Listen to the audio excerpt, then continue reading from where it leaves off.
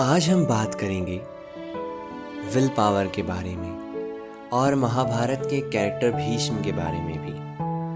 वैसे तो ये वीडियो यम और नियम पर डेडिकेटेड है, लेकिन हम विस्तार में आज ब्रह्मचर्य को जानेंगे, क्योंकि ब्रह्मचर्य को जान लेने से बाकी सभी यम और नियम का सार हमें मिल जाता है।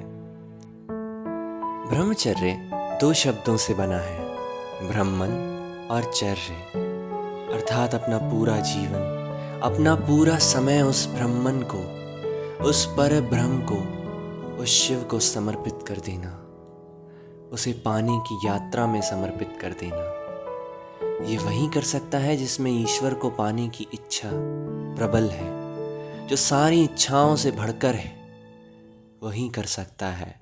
और ये पहला स्टेप क्यों है राजयोग का, यानी यम को हम सबसे पहले क्यों लेते हैं, ये भी हम जानेंगे। बट पहले मैं आपको कुछ बेसिक यम और नियम से इंट्रोड्यूस कर देता हूँ, और फिर ब्रह्मचर्य, विल पावर और सारे टॉपिक्स पर डिटेल में बात करते हैं।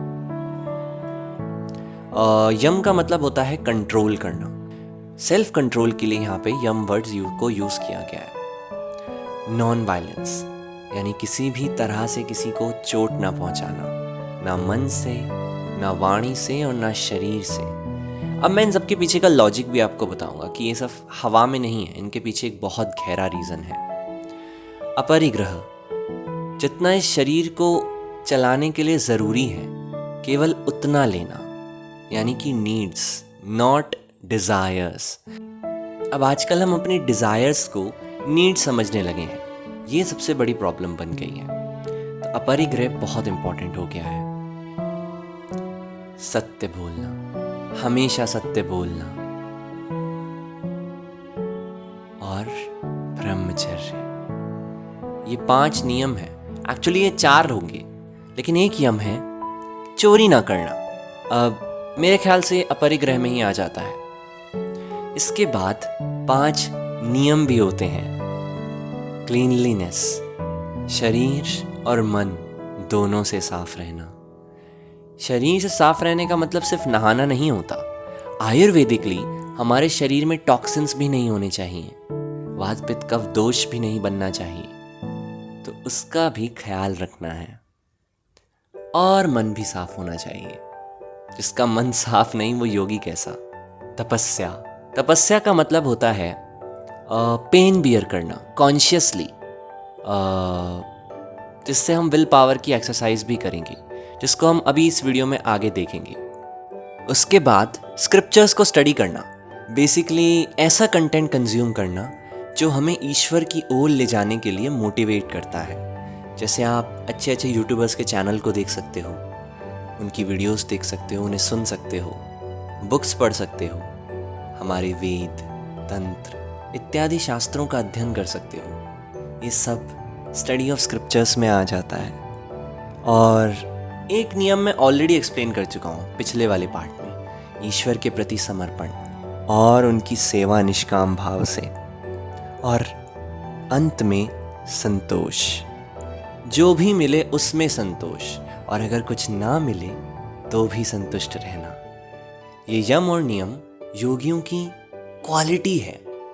अब संतोष में ये भी आता है कि हम खाने को ओवरलोड करके ना खाएं, अल्पाहार यानी कि संतुलित मात्रा में भोजन करें, ये भी अनिवार्य है। तो चलिए अब हम डिटेल में ब्रह्मचर्य, तपोबल और इन सब पे बातें करते हैं। एक ब्रह्मचारी का जीवन दूसरों से अलग क्यों है? सामान्य मनुष्य बिना सोचे समय अपने मन या फिर कुछ कंडीशंस में बुद्धि को सुन के एक्ट करता है, लेकिन एक ब्रह्मचारी एक्शन तब लेता है जब वो ईश्वर के प्रति ले जा रहा हो। एग्जाम्पल देता हूँ, अगर आप किसी को चोट पहुँचाते हैं तो इससे ये भाव बनता है कि आप ये बॉडी हैं और वो भी बॉडी है, यानी कि हम खुद को आत्मा ना जानकर बॉडी जानते हैं, उसके बाद ही हम किसी दूसरे को चोट पहुँचा सकते हैं। किंतु अगर हम खुद को आत्मा जाने, सर्वव्यापी आत्मा, तो हम किसे चोट पहुँचाएंगे? स्वयं को। तो ब्रह्मचारी के जीवन में वो सारी चीज़ें मना हैं जो उसे ये एहसास दिलाती हैं कि वो ये शरीर है, या इस शरीर से जुड़ी हुई चीज़ों का एहसास दिलाती है, जिन्हें राजस गुण कहते हैं। और इस शरीर से आइडेंटिफिकेशन को तमस गुण। और सत्व है वो सारी चीज़ें जो आत्मा की तरफ लेके जाती हैं, जैसे सत्य, क्रोध ना करना, मन की शांति, किसी की निंदा ना करना, दया भाव, सुख के प्रति आकर्षित ना होना, बिना कारण कोई कार्य न करना, क्षमा, धैर्य, शरीर की शुद्धता, जो कि हमने अभी नियम में भी डिस्कस की। और अंत में इस सब से बनता है अहंकार न करना, क्योंकि अहंकार अल्टीमेटली आइडेंटिटी है जिसका अंत हमें करना है राजयोग के थ्रू।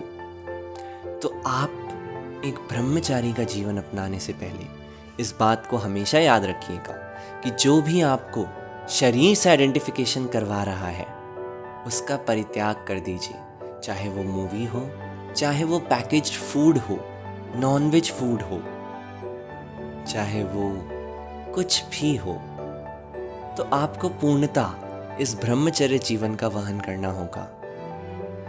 पितामह भीष्म तपोबल के लिए जाने जाते थे। अब ये तपोबल कैसे काम करता है? अगर हम बहुत ज़्यादा धर्म का निर्वाह करते हैं तो हमारे अंदर एक हीट जनरेट होने लगती है।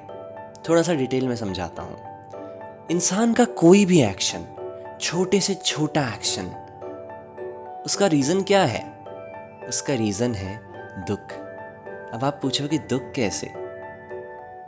क्योंकि जब हम खुश होते हैं तो हम कुछ नहीं बदलना चाहते।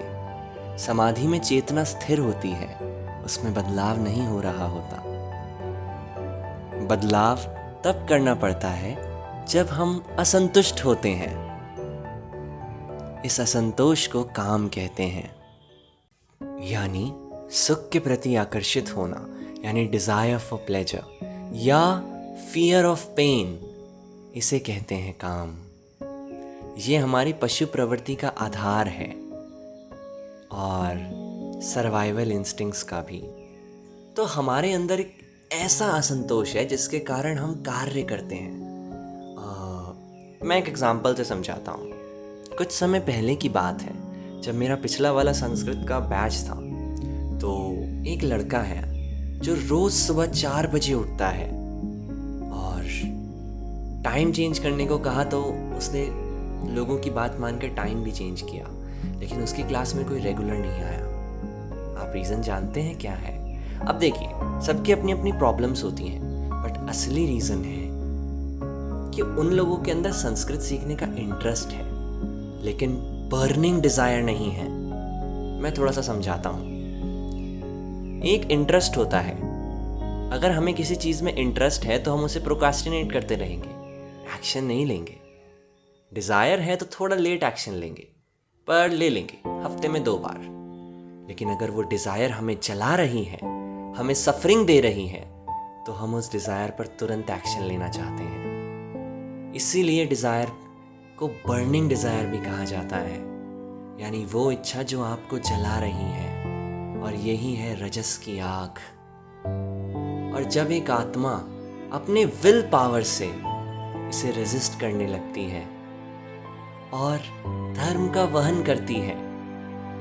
अब आप सोच रहे होंगे कि विल पावर से ये करना बहुत मुश्किल है, तो इससे रिलेटेड मैं एक साधना भी पर्टिकुलर आज शेयर करने वाला हूँ, जो मैंने काफ़ी टेस्ट की है और बहुत अच्छे से काम करती है। ये आपकी विल पावर को भी इम्प्रूव करेगी और इस लाइफस्टाइल को जीने में आपको पूरी तरह हेल्प करेगी। और ये मैं अपने एक्सपीरियंस से बता रहा हूँ, कहीं से पढ़ के नहीं। एनीवेज, तो विल पावर से जब एक योगी रेजिस्ट करता है, उसे झूठ बोलने का मन करता है, लेकिन वो सत्य बोलता है हर सिचुएशन में, माया की बड़ी से बड़ी परीक्षा में, अहिंसा का पालन करता है, सभी यम नियम का पालन करता है, अपने धर्म का वहन करता है, तब उसके अंदर एक आग जनरेट होती है जो सत्व की आग है, जिसे तपस कहते हैं। और ये तपस उसके संस्कारों को जलाने लगता है, क्योंकि हम जितना दर्द सहते हैं, हमारे चित्त उतना ही शुद्ध होता जाता है, संस्कारों से मुक्त होता जाता है। इनफैक्ट कई लोग डिफरेंट तरह के योग से, स्पेशली कर्म योग से, इतना तपस इकट्ठा कर लेते थे कि उनके वर्ड्स ईश्वर भी नहीं टाल पाते। अगर किसी के मुंह से निकल गया कि कल बारिश होगी, तो वो बारिश अवश्य होगी, अगर उसमें उतना तपस है तो। भीष्म पितामह तपस की साक्षात मूर्ति थे, और युधिष्ठिर भी। युधिष्ठिर में इतना तपस कहा जाता है कि वो पूरे हस्तिनापुर को भस्म कर सकते थे केवल अपने तपोबल से।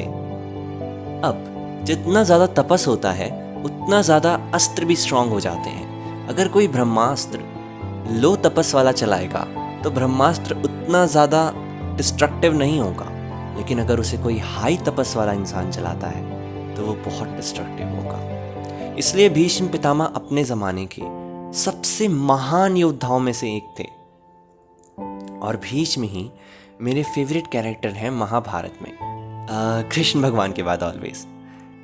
हमने आज क्या सीखा वो ये, तपस क्या होता है, तपोबल क्या होता है, और इसे अर्जित कैसे किया जाता है। निष्काम कर्म से होता है। अगर आप निष्काम कर्म करते हैं, जो कि कर्म योग है और ईश्वर की सेवा भी है, तो तपस बढ़ता है। अगर आप माया की परीक्षाओं के बाद भी सत्य बोलते हैं तो तपस बढ़ता है। तपस सत्व की आग है। जितना आप आत्मा के निकट जाते हैं उतना तपस बढ़ता है। ऐसा कहा जाता है कि एक तपस्वी इंसान का श्राप या वरदान ज़रूर लगता है। एनीवेज, ये सब तो सिद्धियां हो गई और इन सब से हमें इंटरेस्ट नहीं होना चाहिए, पर इसका मेन फ्रूट है कि तपस के कारण ही हमारे संस्कार जलते हैं, और फिर जब सारा चित्त वृत्तियों से खाली हो जाता है तब हम समाधि में जा पाते हैं। एक्चुअली योग का पर्पस ही है कि चित्त की वेवरिंग को, वृत्तियों को ख़त्म करना, जिसे योगास चित्त वृत्ति निरोधः कहते हैं। अब कई लोग मुझसे पूछ रहे होंगे कि ये चित्त क्या होता है, तो इसकी क्लियर डेफिनेशन तो मैं नहीं दे सकता, क्योंकि इंग्लिश में इसके लिए कोई वर्ड है ही नहीं। एक थोड़ा सा क्लोज वर्ड है अनकॉन्शियस माइंड, बट वो भी उतना आई थिंक अच्छे से नहीं बताएगा। इंडिविजुअल बीइंग है चित्त, इसे जीवात्मा भी कहते हैं। इसके अंदर ही मन, बुद्धि, अहंकार होते हैं, यानी 3 गुण, सत्व, रजस और तामस। तामस गुण अहंकार है, जो हमें शरीर से आइडेंटिफिकेशन के कारण होता है। रजस गुण हमें बांधता है, जितनी भी चीज़ें जुड़ी हुई हैं इस शरीर से वो इसे बांध देती हैं अहंकार के साथ। और सत्व वो गुण, वो ईगो का पार्ट जो खुद को मिटाना चाहता है ईश्वर के लिए। नेक्स्ट वीडियो में हम रामायण का सिंबॉलिक जानने वाले हैं। उसमें हम अच्छे से बात करेंगे कि रावण राजसिक ईगो है, कुंभकर्ण तामसिक और विभीषण सात्विक ईगो है, इसीलिए वो श्री राम की सहायता करते हैं।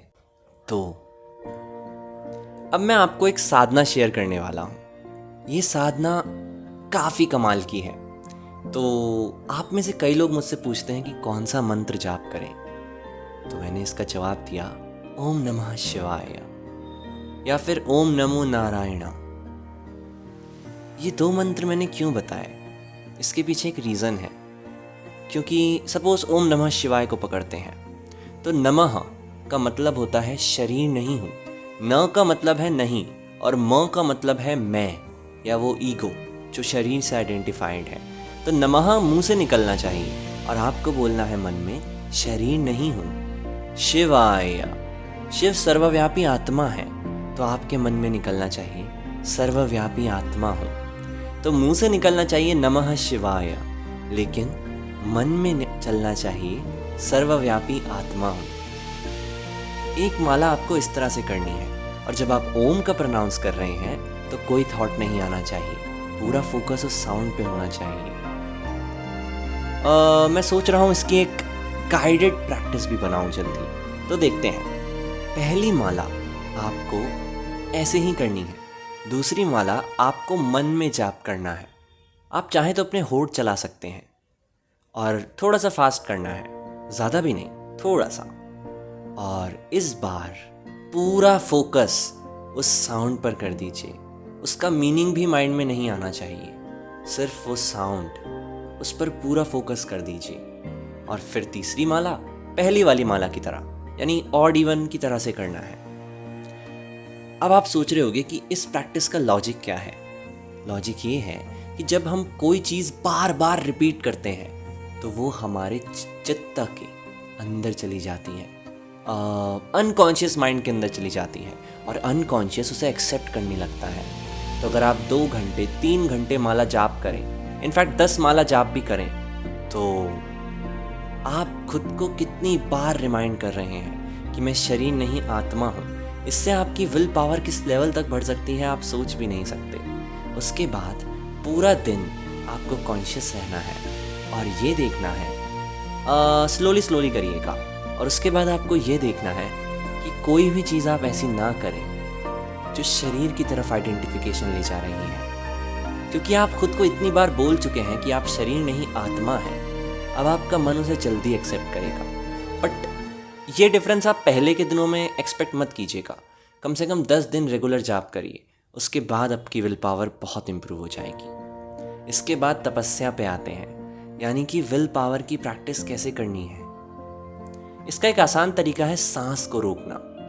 आप सांस को रोकने की प्रैक्टिस करिए, उस पर विल पावर की प्रैक्टिस करिए कि मैं सांस रोक के रखता हूँ जब तक मैं रोक सकता हूँ, और इससे आपकी विल पावर की प्रैक्टिस होगी। या तो आप फास्टिंग भी कर सकते हैं, या तो आपको अगर अंधेरे में डर लगता है तो अंधेरे में जाकर बैठ जाइए।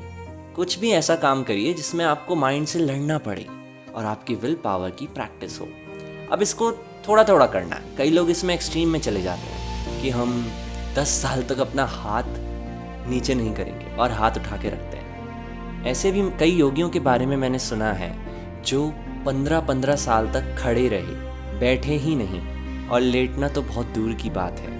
तो इस तरह की भयानक तपस्याएं नहीं करनी है, आप सिंपल तपस्याएं करिए और ज़्यादातर टाइम अपने जाप में दीजिए। इसके बाद सारे यम नियम फॉलो करने में अगर आपने सब इसी तरह सिस्टमैटिक तरीके से किया तो आप सामर्थ्य होंगे।